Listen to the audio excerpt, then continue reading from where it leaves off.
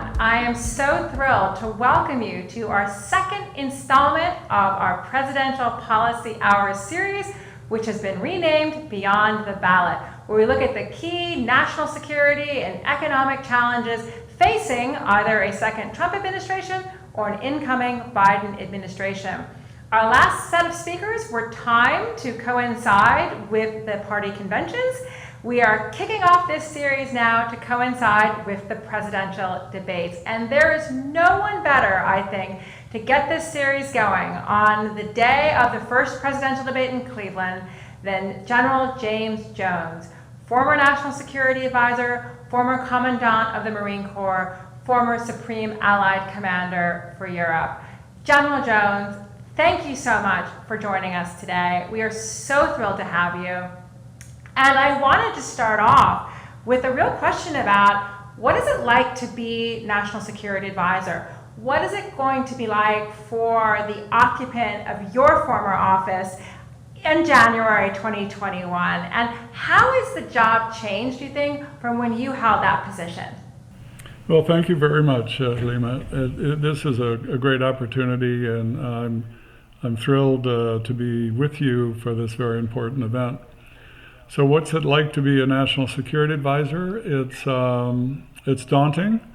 I had spent 40 years in the Marine Corps and retired in 2007 and thought I was embarked on a career in the private sector, working for the Chamber of Commerce, actually, and really focused on energy issues more than anything else. And I received a call from the president-elect to ask me if I would consider being a national security advisor, which was really a surprise because he and I had maybe met 3 times while I was in uniform, but I had no idea that this offer would be coming. And as a former Marine, when you're asked to do something by the president, you don't think much about it and you say yes. And so I did. And it was a very, very exciting time, very different from being in uniform. The National Security Council is a historical, somewhat of an anomaly in the sense that the president can choose who he wants to be National Security Advisor, that advisor does not have to be confirmed. He can decide how big the National Security Council is, what the functions are going to be, how he likes to make, he or she, depending on who the president is, likes to make decisions. All of that had to be figured out in a very short period of time. In President Obama's case, he liked to make informed decisions, but he'd like to have the decisions come from the bottom up instead of from the top down. That is to say, he was very academic in his pursuit of decision making. And all of the major decisions were vetted through a 4-stage decision-making process. The real change in my lifestyle, being a military officer and going into the White House, was really one of trying to best serve the president by making sure that the National Security Council, above all, stayed strategic. And secondly, the first thing we did was we combined the Homeland Security Council and the National Security Council into one entity. And that was something that we decided to do because we had a difficult time trying to figure out, where does Homeland Security start? Where does national security end or begin? And we decided that there was no clear demarcation line, so we thought it would be best to combine the two, and that's what we did. Rounding out the National Security Council, the combined nature of it meant that we had more people. Most of the employees in the National Security Council came from the interagency, which is something that not many people know. And what that meant is that a year after we formed the National Security Council, a lot of the detailees went back to their parent agencies to be replaced. So one of the problems was really one of consistency, because the huge changeover personnel-wise was very difficult to deal with. But I will say that from my standpoint, it was very exciting job. I believe that the National Security Advisor is best serves the president by making sure that he serves or she serves as a coordinating function among the interagency. That is to say, with all the secretaries of defense, Secretary of State, Treasury, Energy, and the like, to make sure that when the president says, well, what does so-and-so think about this issue, you have an answer for him. So that essentially is the coordinating function, staying strategic, not getting too far down in the weeds, and making sure that the presidential decisions are in fact carried out, I would say, are the main characteristics of the National Security Advisor. Can you talk about what you think will be the sort of top of the agenda for the National Security Advisor, in January? We talked about before we came on about sort of the speed of information now and social media, how that's changed the job. I mean, what do you think are going to be the sort of top issues that they're going to be confronting, again, whether it be a second Trump administration or a Biden administration? Well, I think the first thing on day one is really making sure that you have a good transition plan in mind. If there's a change of administration, that means new secretaries, complete changeover in government, and so that transition has to be very carefully and quickly put into play. I think the second one would be the dealing with the pandemic. The type of response is, I think, going to be extremely important, including the geopolitical side. China and Russia will be using what I would call vaccine diplomacy to gain the upper hand. That's probably already started. I think the third element would be, without a doubt, economic recovery. Clearly a top priority will be a return to economic growth, and that will require controlling not only the pandemic but the domestic stimulus, but also a coordinated international response. If there's a new president, that president will have to reach out to his new peer group, and that's a daunting task because it's quite a large group. I would say that until now, there's not been too much international coordination of the economic, monetary, and fiscal policy that would bolster global growth, but that certainly is one. And then the last one is what I think most people realize is our biggest threat, and that's managing China's rise. No matter who wins the election, managing the economic and geopolitical implications of China's rise is going to be key. And the U.S. is going to need allies in this challenge, a lot of allies, something China actually, when you think about it, fundamentally lacks.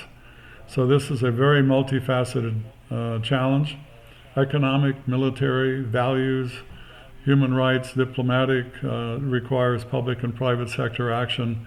So those who think that China is, in fact, one of our biggest threats are, in my view, absolutely correct. Can I dig a little deeper on this? Because General Jones, I feel like you were one of the first ones when I was down in Washington at the Atlantic Council talking about Huawei and all of these security issues around cybersecurity. You've been very sort of serious about the whole issue of South China Seas. Can you talk about what will be the sort of key issues in the U.S.-China relationship? What could be a potential sort of tripwire for a conflict? And how do you see this sort of a relationship evolving? And again, can you talk about, do you think there'll be a difference in approach from President Trump or President Biden? Well, I think that, at least in my view, there is no doubt that China is determined to replace the United States as the most influential nation on the planet.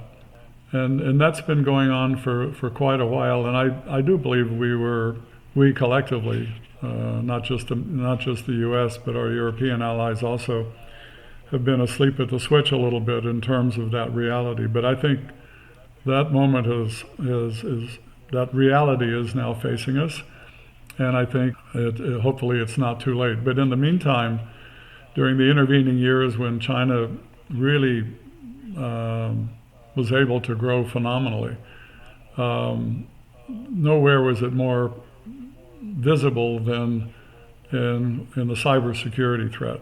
And that threat is manifest today by what I call the Huawei phenomenon, which is essentially an attempt by China to penetrate our societies, particularly the democratic societies, in a way with a technology that allows them to harvest intellectual properties, state secrets, formulas of all kind, and they do so in a very seductive way by making the product extremely cheap, marketing it, but also maintaining that whoever buys their product doesn't have to really worry about it because they'll do everything. They'll bring in their own engineers, they'll maintain the systems, they won't hire local help, for example. It'll be a standalone system that seems to be very attractive, particularly to developing countries all over the African continent, for example, and others as well. Australia really became, in my view, the first country that realized what was going on with Huawei and banned Huawei completely from Australia.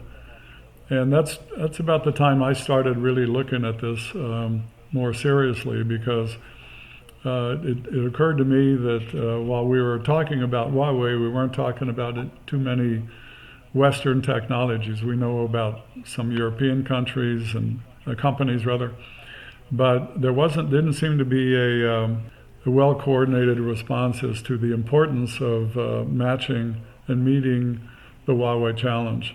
Fast forward a couple of years, I'm happy to say that in the West, we're meeting the challenge. I know in the US we have developed technologies that will compete very, very well with Huawei, and actually will offer our friends and allies a much more secure, much more impenetrable, much more data protection, much more privacy, both at the state level, at the commercial level, and at the private sector level. And we're seeing, I think, as a result of the China's handling of the pandemic and what they did and what they didn't do, it's a manifestation, I think, of China showing its true colors in terms of its long-term strategic goals.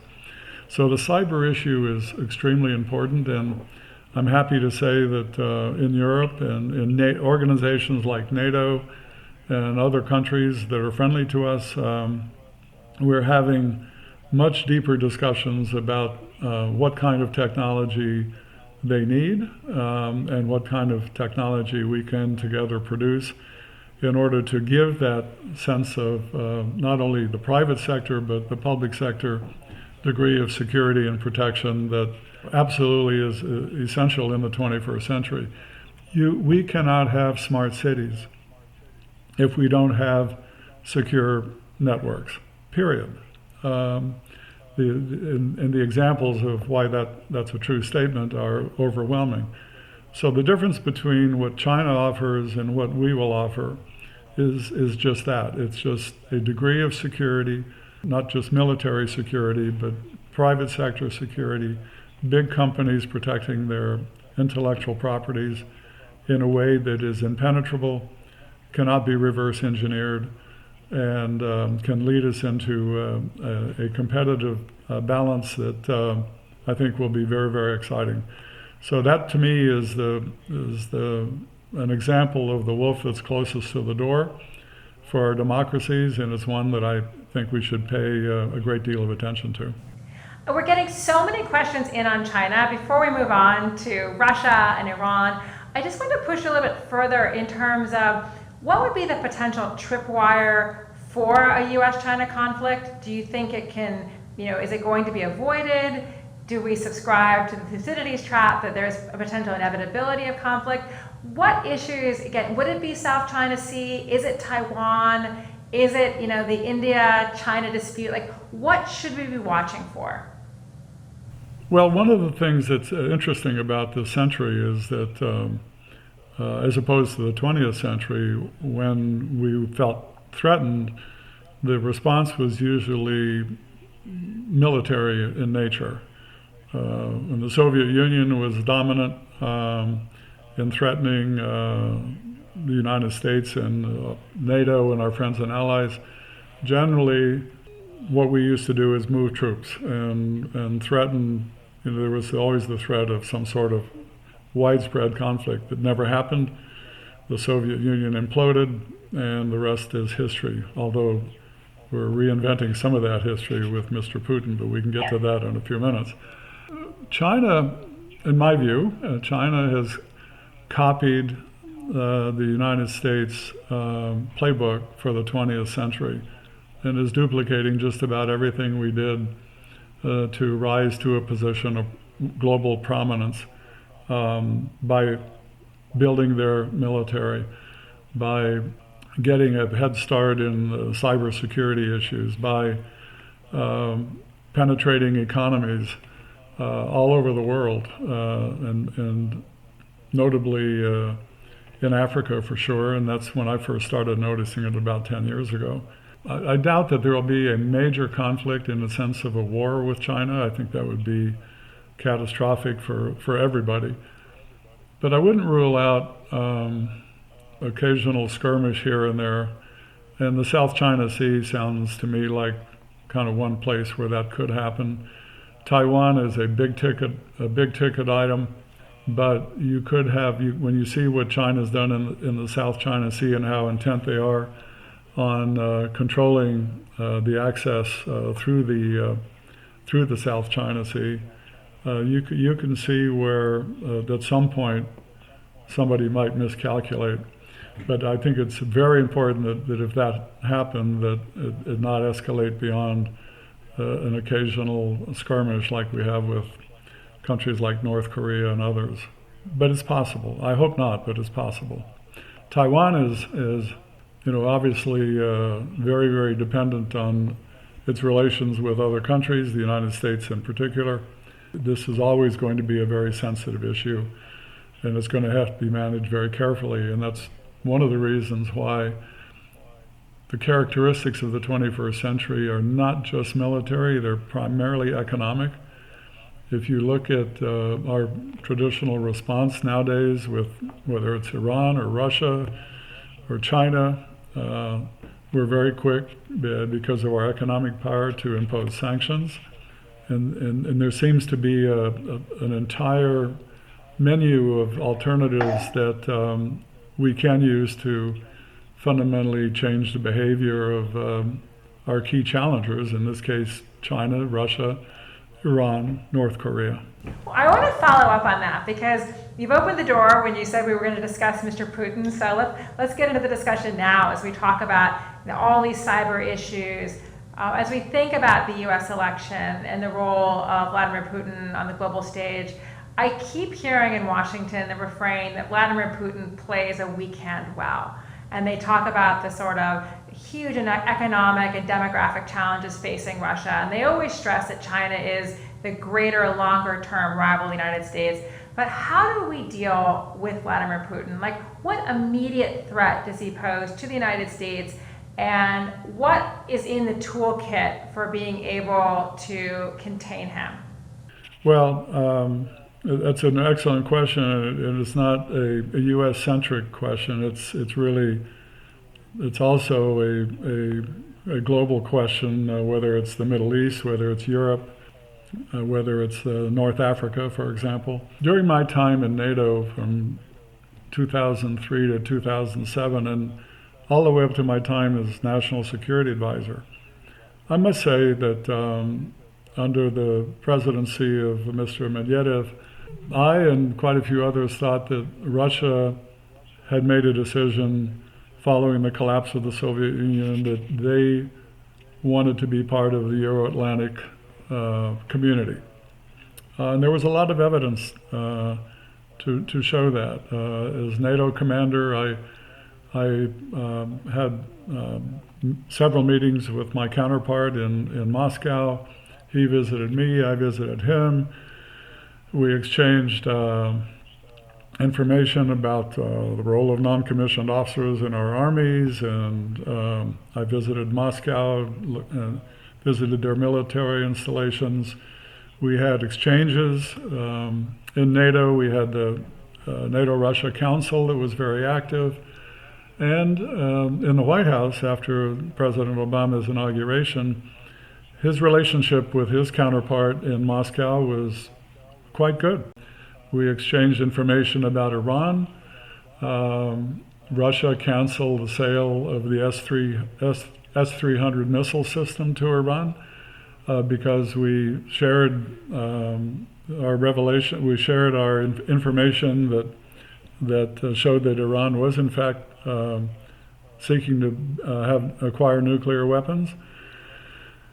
And we even signed a START treaty with Russia in the early days of the Obama administration. And then Mr. Putin came back on stage and demonstrated very clearly that his understanding of history and just about everybody else's were completely different. He believes that NATO is the great evil, that the United States did not honor its commitment to help Russia when it was in its hour of economic need. He believed that there was an agreement. No one can find it, but there's an agreement that former Warsaw Pact countries would never join NATO, and therefore NATO would not expand to the east. All of those things serve to reinforce what he believes today in terms of the Soviet Union and the fact that comparing it to China, a declining power, but one, as you pointed out, that is very much be meddlesome and a nuisance. And so there's no question that Mr. Putin is an opportunist. He is. I think it's safe to say that in Russia that there's reason to believe that he is in more trouble perhaps with his citizenry than ever before. There is a lot of discontent. The economy is not doing well. We might see some changes there at some point, but that's going to have to be decided by the people inside of Russia. From our standpoint, outside of Russia, if you go to Eastern Europe, the defense, there is such a thing as a continuing defense of Europe. It doesn't start in Germany anymore. It starts on the Black Sea and in the Baltic states. And the United States, I think, has done some good things and creative things, thinking about moving its footprint further to the east to make sure that Mr. Putin doesn't misunderstand that our intent is to protect, is to be a NATO partner and to do what we can to serve the interests of our friends and allies on the European continent. I just want to ask a follow-on on NATO. There has been a lot of discussion about the need to restore the transatlantic relationship, our system of alliances, our relationship with NATO. How do you look at this? I think NATO is a very important organization, and not just because I serve there, not just because I actually grew up in post-war France and watched General Eisenhower when he was the first NATO commander, and obviously never thought that I'd wind up being one of his successors. But NATO fundamentally is an organization of like-minded democracies and values. We believe in human rights. We believe in freedom. We believe in trade. That any threats to that will be met by a collective response. When I arrived in NATO, we had 14 countries. No, I'm sorry. We had, we now have 31. There were 4 more added in 2004 before I left. So 31 countries united on pretty rock solid values, I think, and that's the important thing. Everybody in NATO needs to understand that there's no free lunch. If you're going to join NATO and you agree to do something and you vote to spend 2% of your budget on defense-related issues, you should do that. If you voted for it, you should do that. And that was one of the first things I tackled in 2003 when I got there, because they had all voted to do that as early as 2002 in the Warsaw summit, but not many people did it. And so President Trump has been pretty tough on NATO. Some people will disagree with how he voiced that displeasure, but I think he was correct in reminding people that if you vote to do something, and you're unanimous in your vote, you should do it. But NATO to me is really a phenomenal organization. As a matter of fact, there's talk in the Middle East about a NATO-like organization. There's talk in the Pacific about a NATO-like organization. So it's really quite admirable to think about all the things that NATO stands for and what it stands for today. And I think the transatlantic link has taken a different shape. It's not just about military. It's about the economics of the time. It's about cybersecurity. It can be about space.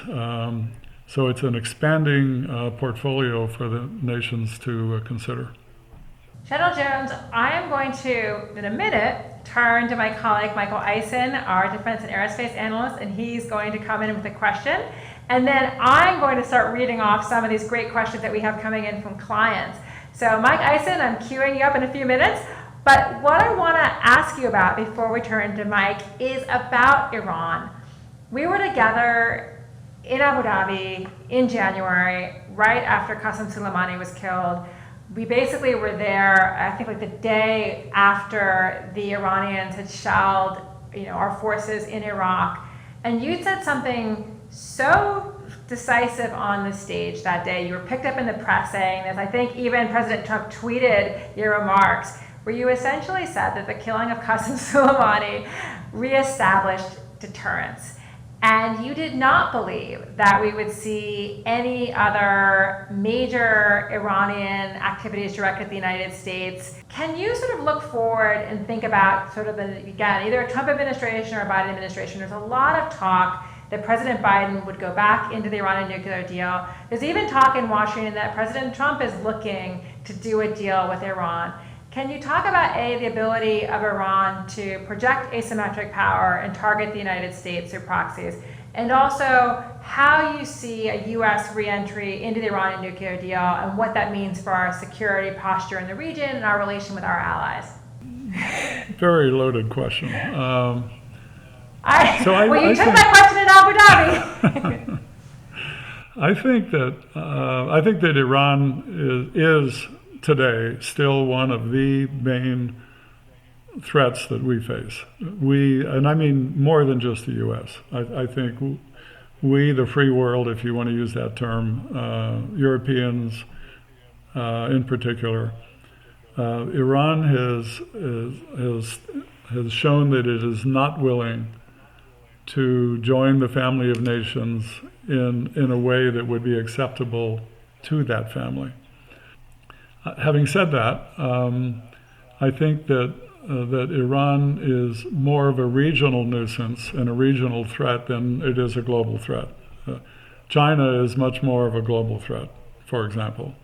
So Iran's ability to export terror and to cause mischief, particularly in the region, is well documented, and it's been going on for many, many years. I think there's evidence that there's great unrest in Iran. I think that at some point in time that the people of Iran will rise up against the regime and will someday be joined, as I said, the family of nations in a peaceful way, in a way that's commensurate with what I think the Iranian people deserve, frankly. But it's going to have to come pretty much from within. But I do think that it's important that countries like Iran and Russia and China and North Korea and anyone else who is essentially a dictatorship of sorts, I think they need to understand that the United States is going to be resolute in what we say and what we do. And I think the Trump administration has shown that commitment, and I think that has added to the more careful nature of Iran in terms of what it does that directly affects us. That doesn't mean that Iran has changed its stripes, but I do think that what we really recently witnessed in at the White House with Bahrain and the UAE and Israel and the United States and hopefully soon other countries uniting in a way that should cause the Iranian regime to really think twice about what it might do next. And so these are good things, I think. But the role that the U.S. plays and should continue to play, in my view, is one of decision and is one of resolute determination in order to make sure that those particular countries understand that their actions will have consequences. Well, I think that is a great point for me to turn it over now to Mike Eisen. And I want to basically thank all of our clients for sending in questions. I will be getting to some of those after Mike Eisen. Hey, thanks, Nalima, and thanks everyone for joining us. General Jones, appreciate your time and the opportunity to come on and speak with you today.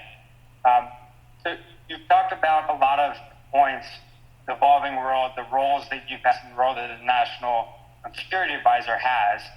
And when I think of the points that you've made, the rise of China, the priorities that takes as the new president potentially comes in, how do you think of that in a time when the growth of the economy and the pressures that has, the current environment has on defense budgets, how does the Department of Defense balance these issues around the world with budget constraints?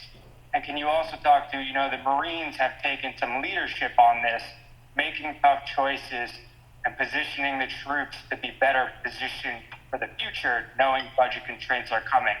So can you help us think about how the world that you see evolved with some of these pressures from a fiscal standpoint? One of my favorite sayings in uniform was virtual presence is actual absence. And by that I mean that there was some talk during the Bush administration when Secretary Rumsfeld was our defense secretary about bringing the troops back to the continental United States. And that appeals to quite a few people because it probably is the cheapest way to go about spending the precious resources that the Defense Department has. But I do deeply believe that one of the great gifts of the 20th century and what the U.S. achieved in the 20th century was the privilege of having geographic commands stationed in different areas of the world. And it's interesting to note that even today, that presence is still valued, and those commands are still there. As a matter of fact, we added one shortly before my retirement, and that was the U.S. African Command. But what I also think is that because the diversity of engagement is so vast and so varied, that it would be worthwhile thinking about how we can add more capability to those commands, not necessarily military capability, but whole of government capability with senior representatives of the interagency also being assigned to those commands, which would allow more operational usage in terms of, the Department of State, the Department of Energy, the Treasury Department, the Department of Commerce, and the like, to be able to work in real time in the regions where we are privileged to have these what are now pretty uniquely military commands. As far as the future is concerned, I think that speed is going to be extremely important. Technological superiority is going to be extremely important.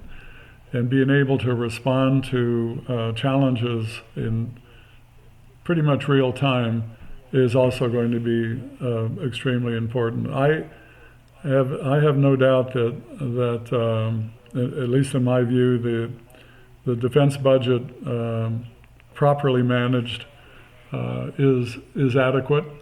I do think that we need some pretty major reforms in the acquisition process, which is extremely slow and very cumbersome. The amount of years it takes us to build a capital ship, for example, for the Navy, is unacceptable, especially when you look at China and how rapid their production rates are for developing their navies and their air forces. So I think we're going to have to, figure out some things in the acquisition domain that modernizes the way the Defense Department does business. But that's been a requirement that has been around for a long time. And from what I know of what's going on now, I think there's some serious people thinking about it and looking at it, and that's a good thing. Thank you. Great color from So General Jones, we've had so many questions coming in. I want to hit a couple of those now. So we had a question about sanctions. We've talked in here today about using sanctions effectively, but one of our clients asked, is it a double-edged sword? Do you think China, Russia, countries like Iran will soon start to find really good workaround arrangements to U.S. sanctions? I think that's always a possibility, and I think that the ideal situation for the U.S. is to really have cooperation with friends and allies who join us in that when we have to use sanctions. I mean, one of the things that I think bothers me a little bit is dictators like Vladimir Putin and the leaders in Iran and the Chinese leaders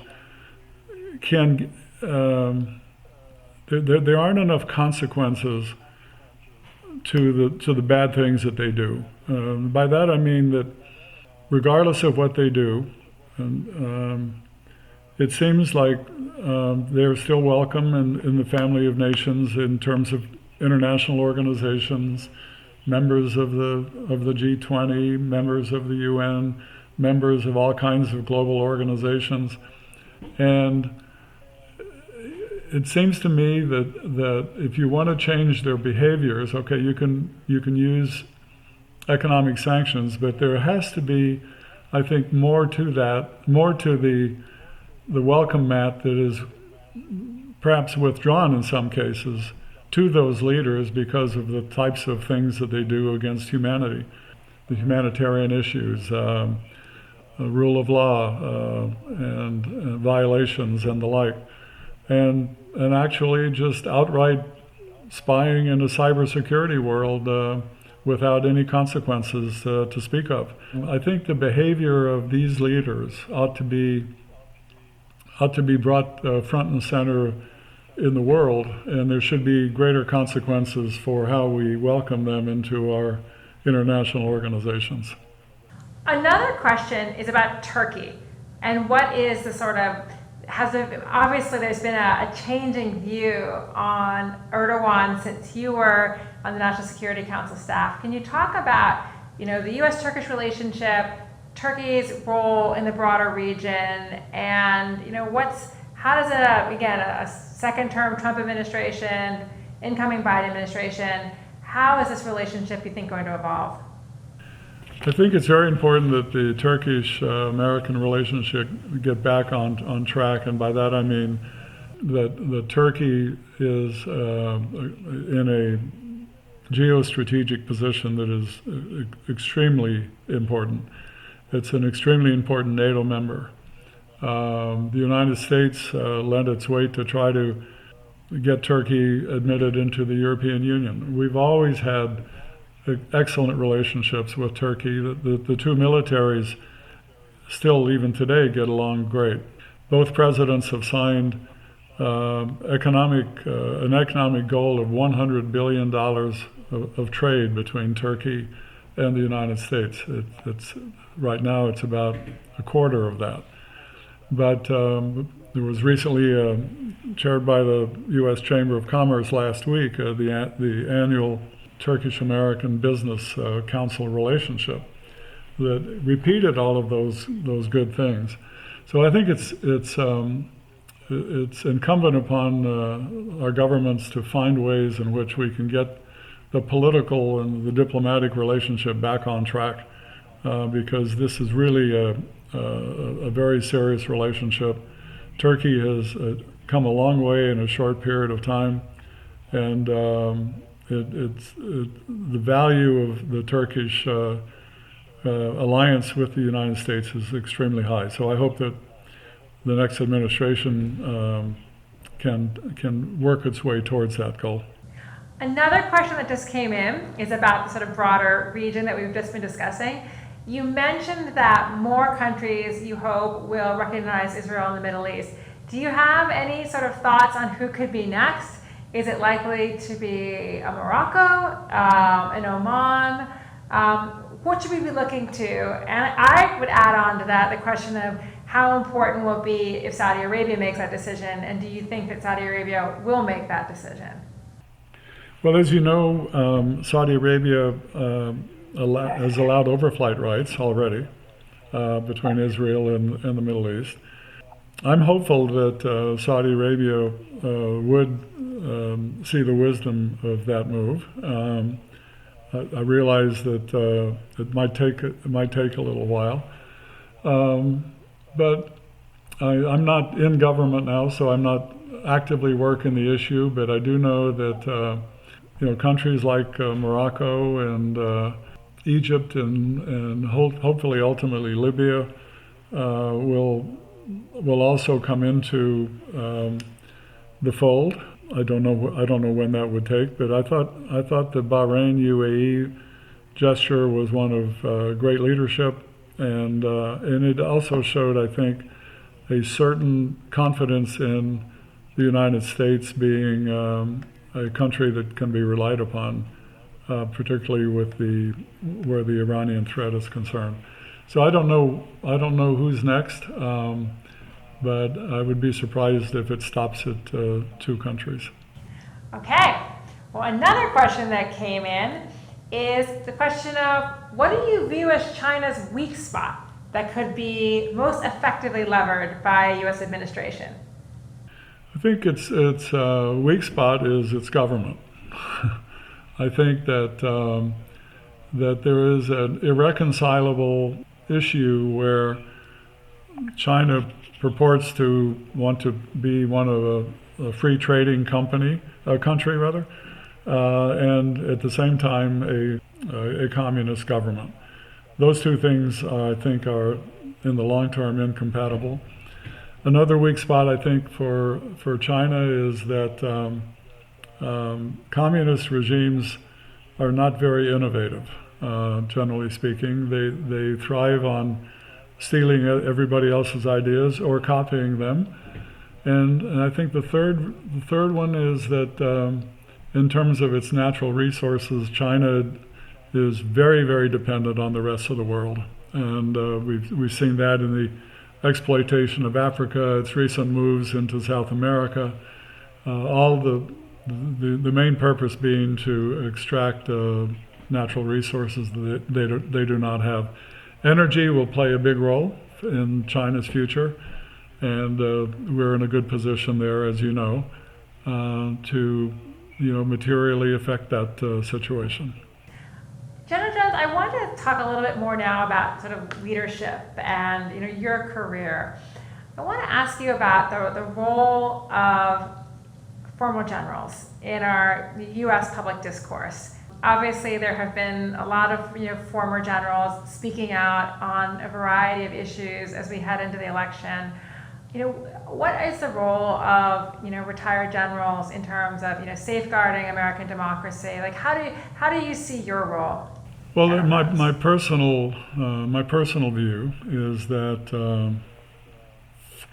the senior leadership of the military should try to, as much as possible, be seen and not heard, I guess is one way to say it. But I think that our role is to support, even in retirement, is to support and defend the Constitution. I view military retirement as a form of retainer for perhaps additional services that you might be called upon to perform. I think that we should respect the will of the voting public when they elect a president, and that as a retired military officer, the military officers owe that president their best military advice if asked, and as much support as we can possibly give, recognizing that sometimes individually we don't agree necessarily with all of the policies. So it's a little bit of a delicate situation, but in the main, I think that if a military officer wants to run for office, that's perfectly fine. But I think that we should be careful about getting involved in the political process on one side or the other during the electoral cycle. But once that election is over with, I think it's incumbent upon us to support whoever the president is and to do our best to provide, if asked, our best military advice. I wanted to ask you about now, you've had a variety of different senior leadership roles. Can you talk a little bit about what were the biggest leadership challenges you faced in those roles? And sort of a version of that question is, what was some of the toughest decisions that you've had to make in those roles? And, what were the things that gave you, when you look back, you have regret, and when you look back, you say that was an exceptionally well done decision or plan that you executed? I think the toughest leadership decision is always when the lives of your troops, your men and women in the armed forces are at risk, and putting them at risk is something that we should all think very, very carefully about. I guess I would answer in saying the toughest time in my military career was when I was involved in combat situations and Marines around me were either killed or wounded, and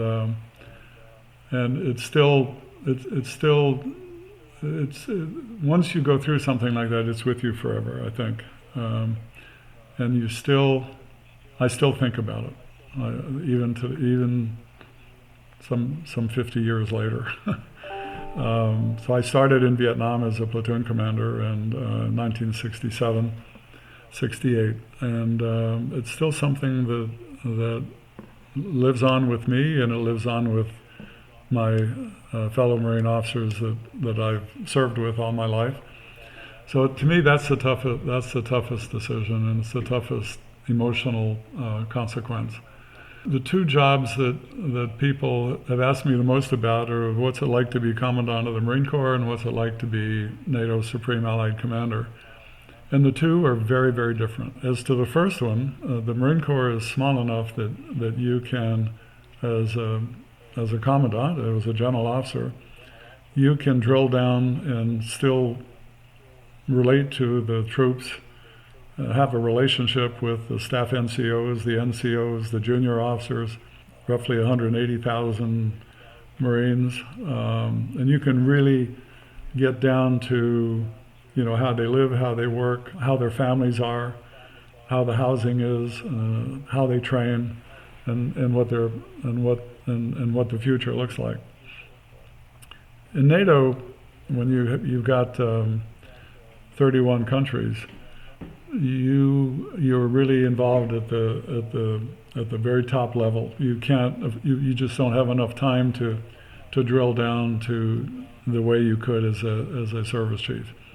And it doesn't mean that one's better than the other. It just means it's different.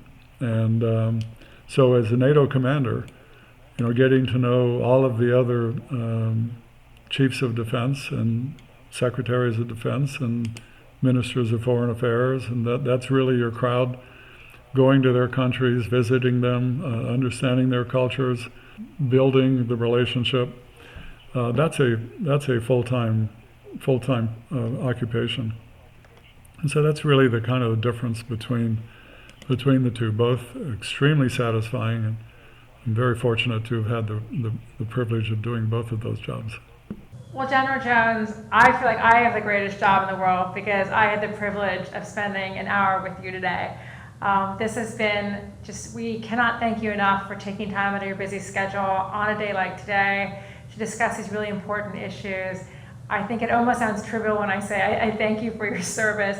It's just been one of the greatest joys of my life, and being on the Atlantic Council board is to get to spend time with you and to learn from you. So thank you so much for all that you do and for continuing to stay active in all of these discussions.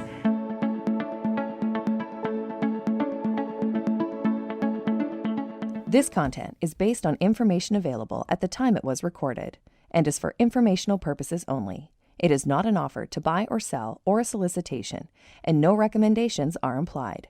It is outside the scope of this communication to consider whether it is suitable for you and your financial objectives.